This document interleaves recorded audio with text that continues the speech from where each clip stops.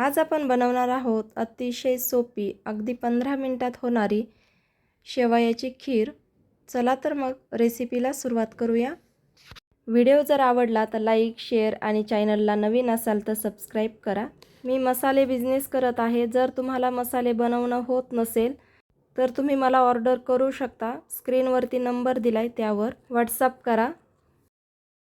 तर आपण शेवयाची खीर बनवण्या अगोदर आपल्याला कढईमध्ये बनवायची आहे। तर त्यासाठी सुरुवातीला आपल्याला थोडं पाणी यामध्ये उकळत ठेवायचं आणि असं व्यवस्थित कढई धुवून घ्यायची।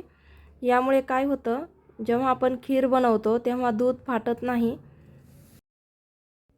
कढई गरम झाली, त्यामध्ये आपल्याला 2 चमचे तूप घालायचे। अर्धा वाटी शेवया घेतल्यात। या शेवया भाजताना आपल्याला कुठेही मोठा गॅस करायचा नाही। कमी गॅसवरतीच ह्या शेवया लाल खमंग अशा भाजून घ्यायच्यात। तर बघू शकता अशा पद्धतीने आपल्याला ह्या शेवया भाजून घ्यायच्यात। आता छान खमंग भाजल्यात। यामध्ये आपल्याला ड्राय फ्रूट्स घालायचे। तर इथे मी फक्त बदाम घालते।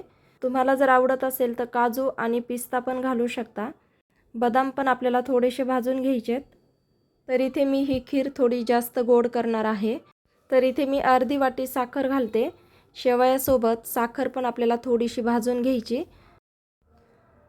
साखरेचा कलर बदलू नाही द्यायचा आणि थोडंसं कडक लागायला लागलं की आपल्याला यामध्ये दूध घालायचं आहे। तर इथे मी अगोदरच गरम केलेलं दूध होतं, हे दूध आहे अर्धा लिटर। अर्धा वाटी शेवयासाठी अर्धा लिटर दूध परफेक्ट प्रमाण आहे। साखर आपण शेवयासोबत भाजल्यामुळे थोडंसं त्याच्यामध्ये गाठी होतात। तर याला आपल्याला 2 मिनिटं हलवायचे आणि त्यानंतर आपल्याला ह्या शेवया शिजत ठेवायच्यात। अर्धवट शेवया शिजत आल्यात। आता यामध्ये आपण केशर काड्या घालू। केशर काड्या ऑप्शनल आहेत। 10 ते 12 मनुके घेतलेत, ते घालू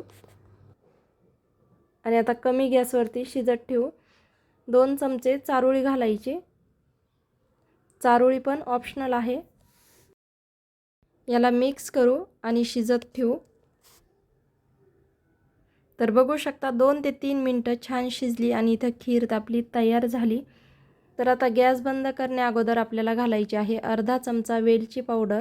ही खीर मधल्या वेळेत खाण्यासाठी किंवा जेवणामध्ये घेण्यासाठी खूप छान रेसिपी आहे। नक्की एकदा ट्राय करा। तुम्हाला जर काही डाऊट असेल तर कमेंटमध्ये कळवा। व्हिडिओ पाहिल्याबद्दल धन्यवाद।